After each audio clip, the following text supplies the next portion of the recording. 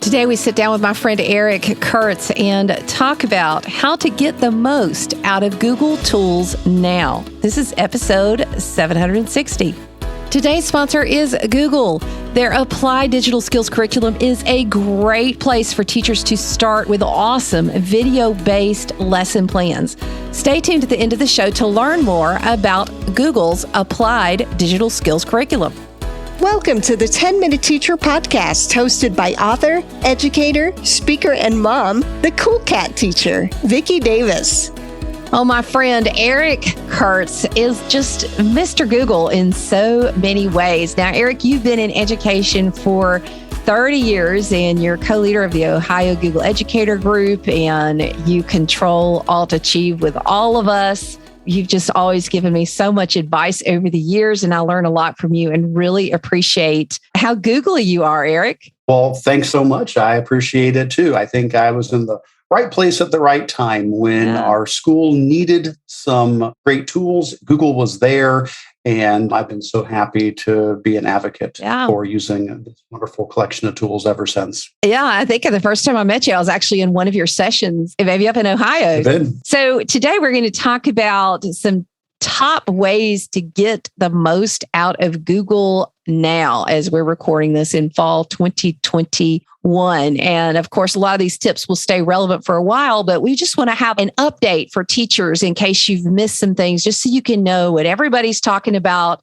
right now about Google and how they're being used in classrooms all over the place. So where do we start, Eric? Absolutely. So, what I'd like to highlight is just what's new over the last couple of months, or what's just about to come out in the Google Workspace, so that in case people have missed it, they can catch up real quick on these things. So we'll start off with Google Docs. Google Docs has gotten 2 new updates in the last few months that I think are really valuable in a classroom. One is interactive checklists. Used to be you could, add bullets to a list, but you couldn't really do much with them. Now there's an option in there to actually add checkboxes right in Google Docs, so that when somebody checks the box, it actually crosses off that item. This can be great for students who are needing to have a list of items to accomplish. And as they do, they're going to check them off one at a time. That is built right into Google Docs. Now up in the toolbar next to the bulleting and numbering, you've got checkboxes. So that was a neat update. Another great thing that Docs got was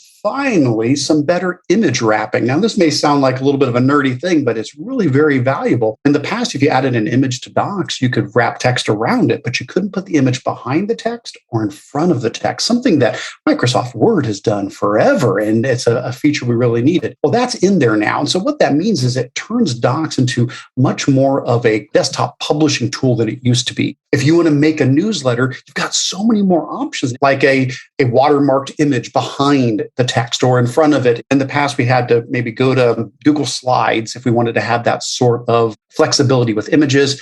Happy to say that Google Docs now provides that for us. So those are 2 quick little things that have popped up recently in Docs that teachers should be aware of. Yeah, I've used both of these in my classroom. I mean, one is HyperDocs with checklists are a big deal because it really does help kids understand this is what I've done. I mean, it's just so useful. And then the other thing is, I did not realize the image wrapping thing had happened. So I must have missed that one. But I will tell you this, I have a newsletter project I do pretty early in the year. And I noticed that I have I give them a choice. A lot of kids right now are actually using Google Docs. And I kept thinking, how are they getting it to look like that? And it's the text wrapping. Finally, yes. Yeah. Yes. I'm so glad. Anything that encourages creativity like that, and gives more tools to the students and the teachers is awesome. Yeah. So those are 2 awesome updates. In the same suite of tools, if we stay in the Drive suite, we can jump over to Google Forms. One of the big updates for that is now the ability to save your progress when filling out a Google form. And this has been in beta for a while. It's now coming out of beta and being available for everybody to use. The idea being, let's say a student can't finish, an assessment during the time that they have in class. In the past, that was a problem. There was no way to kind of save where you were at. Once you exited the form, you lost everything. Well, now by default, you're going to have that option to allow people to continue where they left off. Now, you can turn that off if you need to. I don't want somebody to panic and be like, oh no, they're going to take my quiz and then they're going to open it up later when they shouldn't. it. No. You can turn that feature off. But by having that feature enabled, it's going to give a lot more flexibility as people go to fill things out and perhaps need a little bit more time to complete that. Or if this has ever happened to you, you create a form and you make a mistake on it. People are halfway through filling it out and you're like, oh no, I need to fix something. Well, you can fix it now and they can just refresh the form and all their stuff is still in there and the fix you've made now is going to be in there. So glad to see that makes forms a lot more flexible for the problems that we all run into in normal life. So happy to see that. Oh, yes. And we use those for parent and student surveys. And that has been something a lot of folks have asked for. So that's fantastic. Yeah.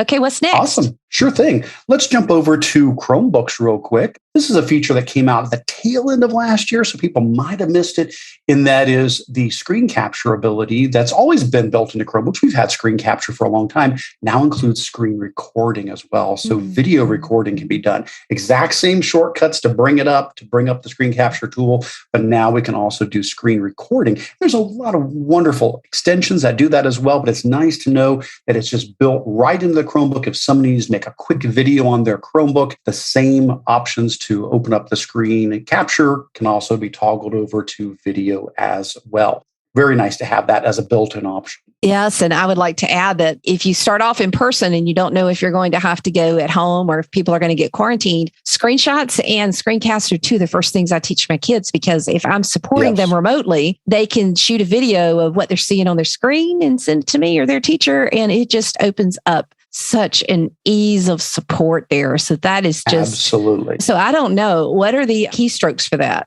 Well, I don't remember them offhand either. We'll cut that out then.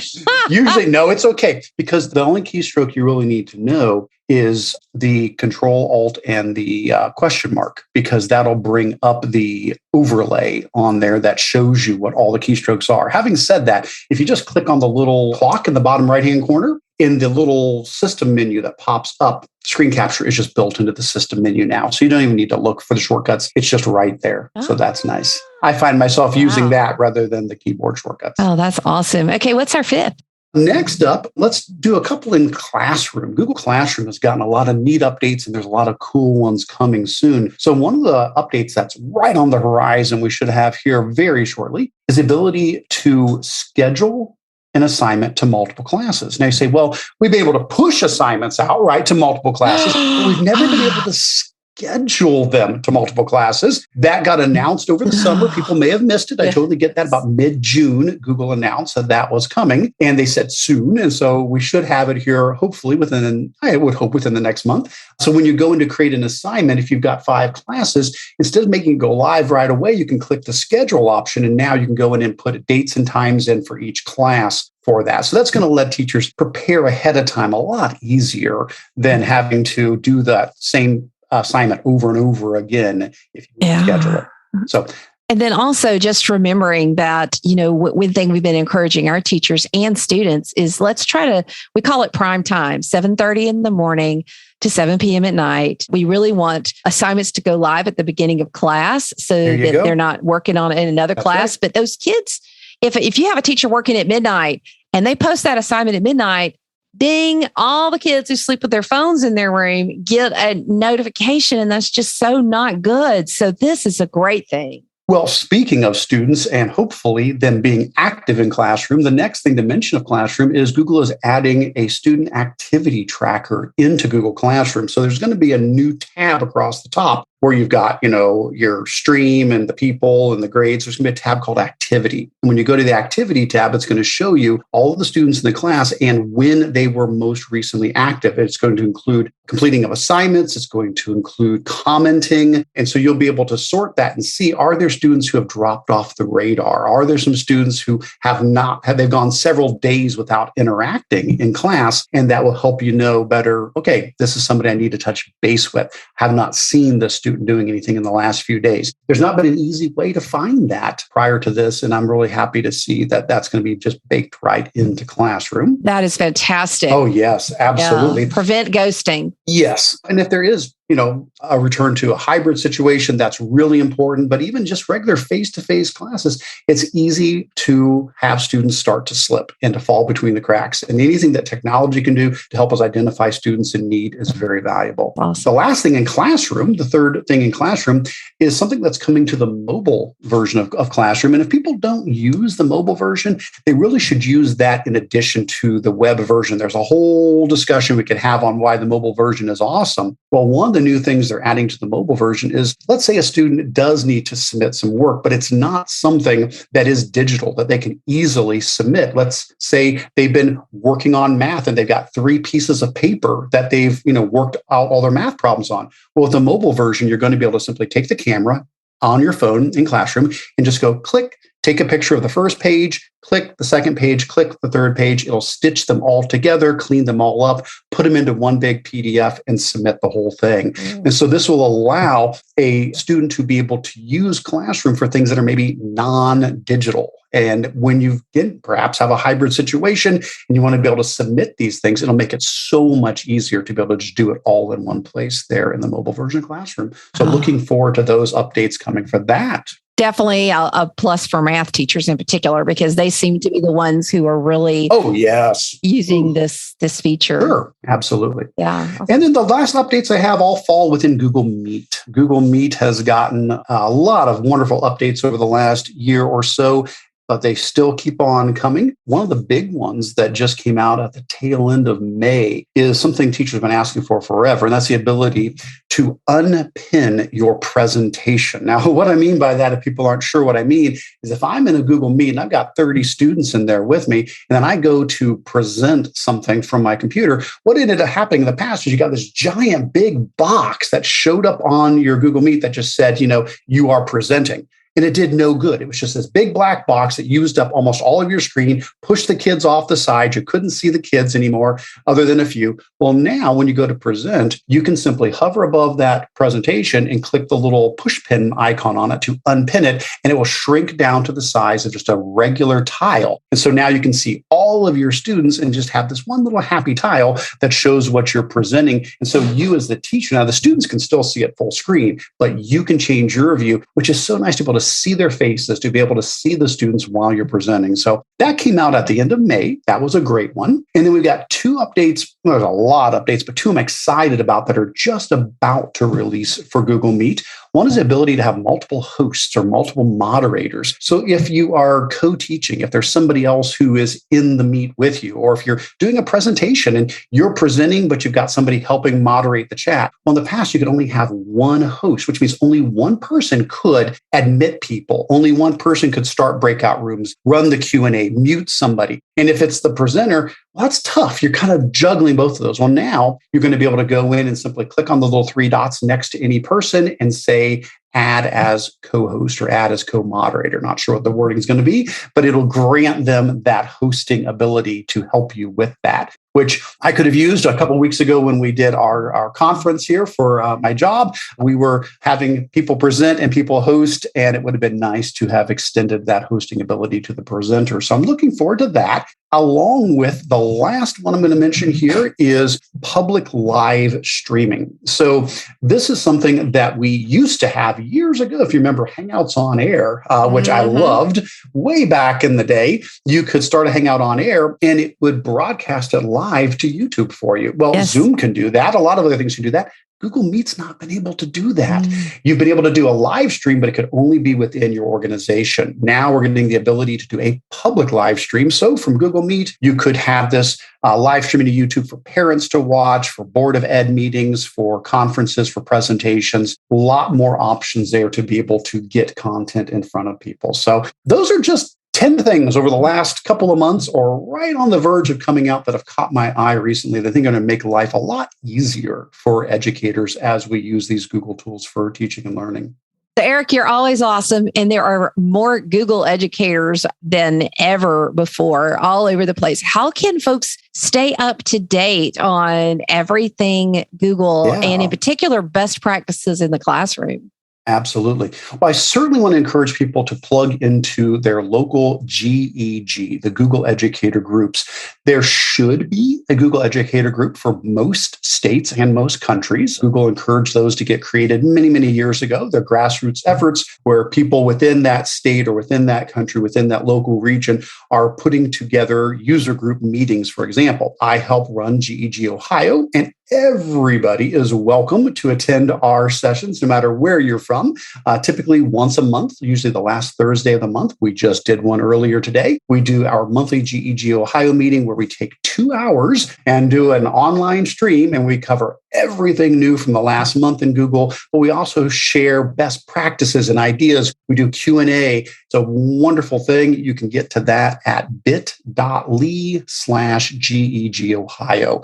That'll show you all the past meetings and all the upcoming meetings as well. And of course, I cross-post all of this to my Control-Alt-Achieve site as well. It's a great way to stay plugged in and stay on top of what is new and connect with wonderful educators. So definitely check out the GEG within your own state, but feel free to join ours in Ohio too. We don't mind. So fill in the blank for us.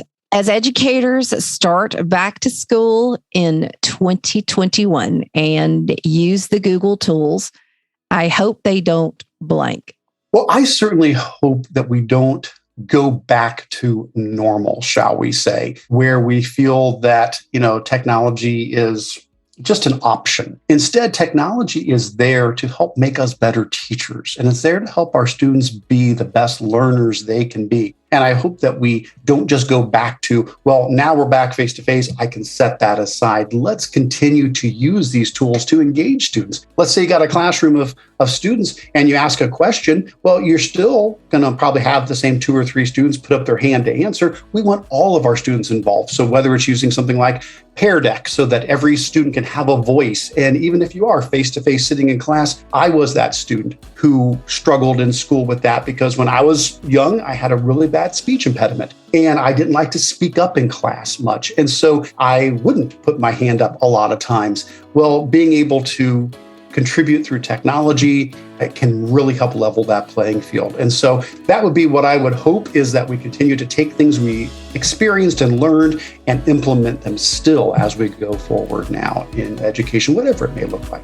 Great advice. I recommend Control-Alt-Achieve, and Eric Curts, just so informative and helpful about everything Google. Thanks, Eric, and good luck as you start back. Thank you so much. Google's Applied Digital Skills curriculum is an excellent way to bring video lesson plans to your students to help them have the skills they need both in the classroom and in the real world. You can easily adapt your lesson plans to any grade level. Go to coolcatteacher.com/skills and check out Google's Applied Digital Skills to get started. If you'd like to check out the If-Then Adventure Stories, which is a great way to start with Applied Digital Skills, go to coolcatteacher.com/if, and you'll be redirected to this awesome place to get started with Google's Applied Digital Skills today. If you enjoyed today's 10-Minute Teacher podcast, why not subscribe on iTunes? You can also catch up with Vicki on Twitter at CoolCatTeacher or level up and learn with her blogs and free resources at coolcatteacher.com. Thanks for listening.